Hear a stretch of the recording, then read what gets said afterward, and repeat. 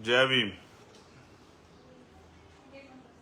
जय भारत, जय मंडल, जय जोहार, जय संविधान। बहुजन समाज में जन्मे सभी संतों, गुरुओं, महापुरुषों को नमन करते हुए आज का जो लाइव है वो उसका विषय जो मैंने पिछले 2-3 दिन में देखा, उसी विषय को लेकर मैं लाइव हुआ हूं।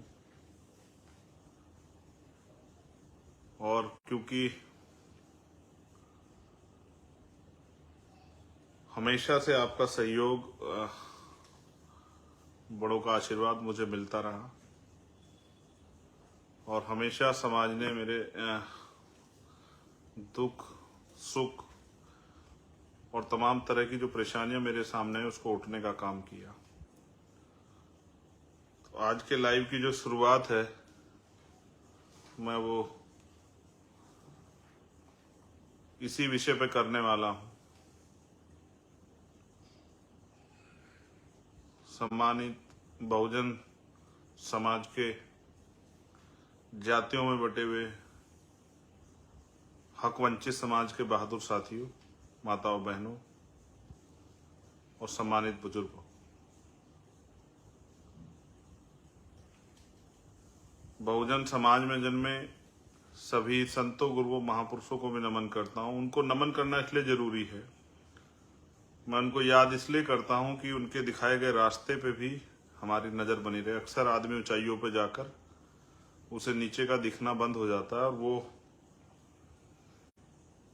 अपने पुराने साथियों और नीचे के जो संघर्ष के साथी हैं उनको नहीं देख पाता। मैंने पिछले बहुत सारे आंदोलनों से जो आंदोलन चले हैं उनको पढ़ के बहुत कुछ सीखा है।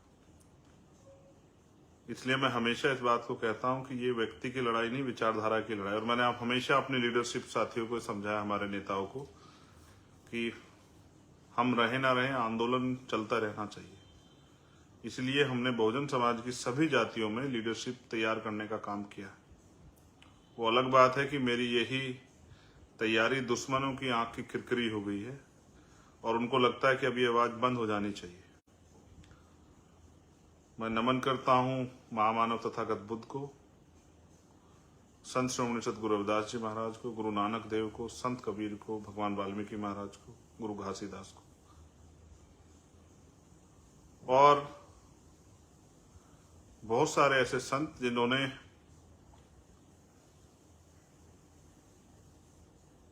गुलामी के खिलाफ बिगुल बजाया। संत गाडगे जी महाराज, नारायणा गुरु, संत अशोचानंद जी महाराज और एक समय के सतगुरु हमारे पास जो अभी कुछ दिन पहले ही हमसे दूर हुए, संत रामानंद जी और स्वामी सतगुरु समनदास जी महाराज। क्योंकि उनको, संतों को याद करने का मेरा अभिप्राय यह है कि उनका आशीर्वाद और उनके मार्गदर्शन जो है, संतों का एक बड़ा उनका जो जीवन होता है वो समाज के लिए प्रेरणा होता है। किस तरह से अपने परिवार को छोड़ के, अपने सुख सुविधाओं को छोड़ के समाज में परिवर्तन के लिए और महापुरुषों के विचार को फैलाने के लिए निकलते हैं। फिर जो संत के जैसे ही जिनका जीवन रहा, जिन्होंने अपना पूरा जीवन, जिनको आज हम महापुरुषों के रूप में याद करते हैं और समाज के हित के लिए जिन्होंने लगाया,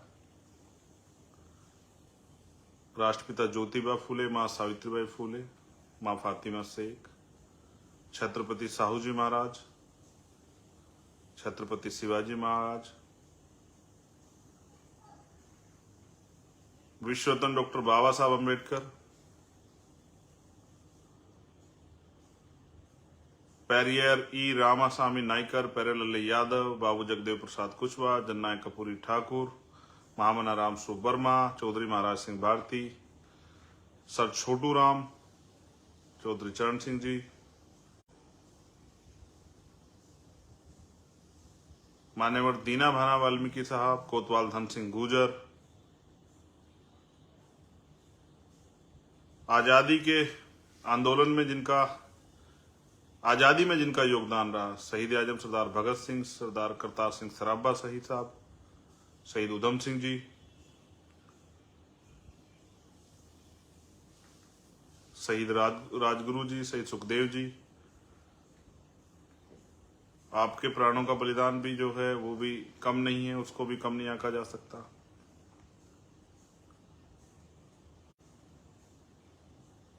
और मेरे गुरु, मेरे रहबर मान्यवर काशीराम साहब को नमन करता हूं।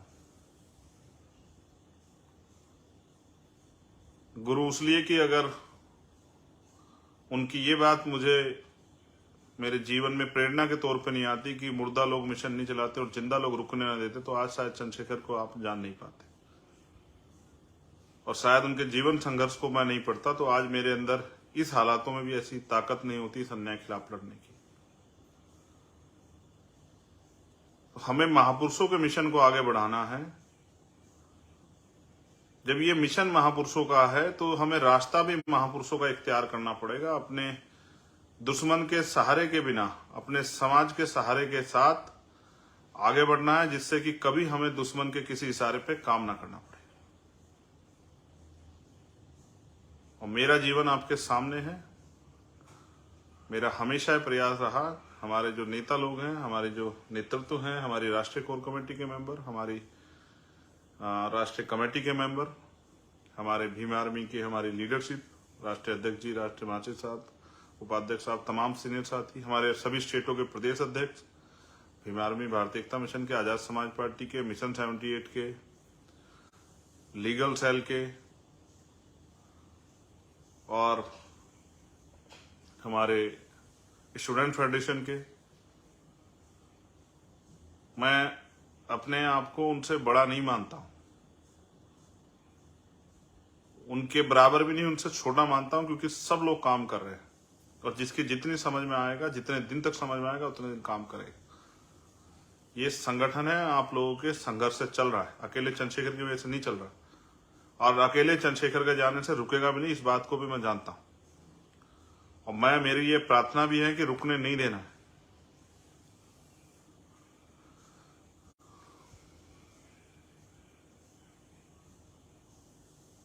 मैंने जो पिछले 2 दिन में कुछ शायरियां पोस्ट की, वो इसलिए पोस्ट की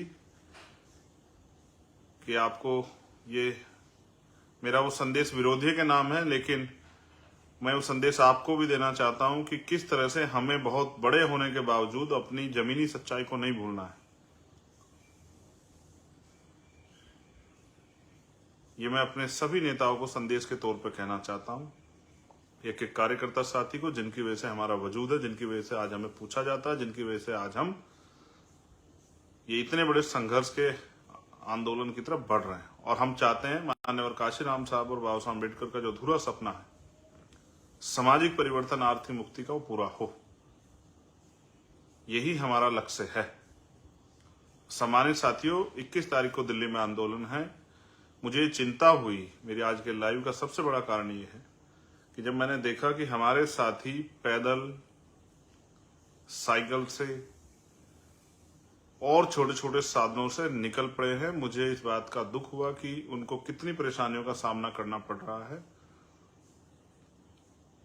बारिश आ रही है, गर्मी है, खाना कहाँ मिलेगा, पानी कहाँ नसीब होगा, इन सब की परवाह से परे जो क्रांतिकारी इस आंदोलन को सफल बनाने, आहुति देने के लिए निकले, मैं उनको निदा सलाम पेश करता हूं, उनकी हिम्मत की दाद देता हूं, उनकी ताकत को, उनके समर्पण को।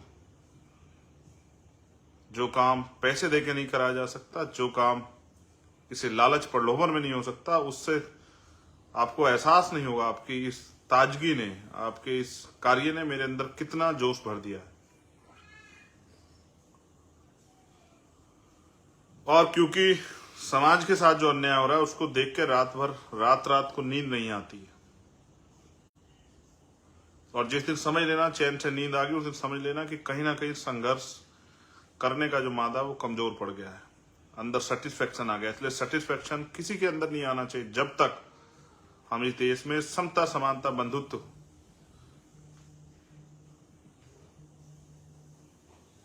और स्वाभिमान सम्मान का जीवन इस देश के वंचित वर्गों को ना दे पाए। मेरा पूरा परिवार ही ये बहुजन समाज है। इस देश का शोषित, वंचित, कमजोर, मजलूम समाज ही मेरा परिवार है। यही बताने के लिए मैं आज आपके बीच लाइव हूं। जिन्होंने मेरा मान सम्मान, हौसला और जिन्होंने मेरी ताकत को पुनः, इसी तरह के हालात तब हुए थे जब 2017 में निर्दोष होते हुए इतने सारे मुकदमे हमारे साथियों पर लगा दिए गए और मैं फरारी में चला गया। तब समाज ने एकजुट होकर और मेरे साथ खड़े होकर मेरा हौसला बढ़ा के मुझे एहसास कराया था कि चंद्रशेखर तू अकेला नहीं, ईमानदार से लड़ाई लड़, हम तेरे साथ। उसी हौसले ने मुझे इस पूरे व्यवस्था से, जो ऊंच नीच पे आधारित व्यवस्था, उससे टकराने की हिम्मत दी, उन लोगों से टकराने की हिम्मत दी जिनके पास सरकारें हैं, जिनके पास तंत्र है, जिनके पास संरक्षण है, जिनके पास धन है, जिनके पास मीडिया है, जिनके पास माफिया है, जो चाहें तो हजारों लोगों के कत्लेआम करा दें, और जिन्होंने सदियों के इतिहास को आप पढ़ोगे तो जब जब अन्याय के खिलाफ आवाज उठी उन्होंने कत्लेआम कराए। आज मैं निकला था, मुझे बताया गया कि भाई दिल्ली में पानी भरा हो। मैं देखने के लिए निकला था कहीं हमारे साथी हैं, कहीं परेशानी ना, तो उस तरह की स्थिति नहीं है। मैंने चेक की है, पानी की समस्या अब वहां नहीं है, और जहां प्रोटेस्ट पॉइंट है वहां तो है ही नहीं। ये प्रोटेस्ट हमारा जो लोकल के साथी हैं उनको बताना कि 5 बजे तक का रहेगा, और ये प्रोटेस्ट पॉइंट पे ही है। वहीं से हम अपना राष्ट्रपति जी के नाम जो ज्ञापन है हमारी कमेटी जाके देगी, और फिर जो है हम लोग अपने अपने गंतव्य की तरफ प्रस्थान करेंगे। जो आदेश निर्देश वहां से होंगे भविष्य के लिए उसका पालन करेंगे। लेकिन मैं आपको ये भी कहना चाहता हूं कि 21 तारीख को आने के बाद चैन से नहीं बैठना है। अगर वास्तविकता में आपको अपने भाई से, इस आंदोलन से, हमारे लीडरशिप से, हमारे संघर्ष से प्यार है, तो फिर आपको अपने अपने क्षेत्रों में जाके पुनः इसी ताजगी के साथ काम करना है, जिससे कि अपने अपने क्षेत्रों में जहां जहां से आप आए वहां पर हमारा आंदोलन जमीन पर मजबूत हो सके। मैं पुनः आपके संघर्ष को, आपके हौसलों को सलाम पेश करता हूं, और आपसे ये अनुरोध करता हूं कि आपकी एक एक व्यक्ति का जीवन मेरे लिए बहुत कीमती है। जो लोग आसपास से मोटरसाइकिल से आएंगे वो हेलमेट का प्रयोग करें अपनी सुरक्षा के लिए, और किसी भी तरह की असावधानी, जल्दबाजी ना करें। बहुत शालीनता से, अनुशासन में, संविधान के दायरे में आए, और जिसको जहां उपस्थित क्षेत्र में जगह मिले वहीं पर बैठ के अपने आंदोलन को मजबूत करें। इस मन को बना के आए कि शाम के समय 5 बजे तक, जब तक आपका ज्ञापन का कार्यक्रम ना खत्म, तब तक आपको वहां टिके रहना है। एक और बहुत महत्वपूर्ण बात, माननीय राष्ट्रीय अध्यक्ष जी ने जबकि उसका स्पष्टीकरण दिया, मैं इसको इसलिए कंफर्म कर देता हूं कि हम लोकतांत्रिक देश में हैं और हम भी टैक्स भरते हैं। जिस तरह से सरकार के प्रोग्राम में सरकारी तंत्र का प्रयोग होता है, लेकिन टैक्स उसमें सबका होता है। जिस तरह से पिछले कुछ दिनों में हमने देखा कि बीजेपी की जो जहां सरकार है, या कांग्रेस की जहां सरकार है, अन्य पार्टी जहां सरकार है, वहां उनके लिए तमाम तरह की जो है व्यवस्थाएं की जा सकती है। हम भी टैक्स देते हैं, हम भी पॉलिटिकल पार्टी हैं, हम भी सामाजिक संगठन है, हमें भी अपने अधिकारों का प्रयोग करना आना चाहिए। इसलिए हमने रेल मंत्रालय को और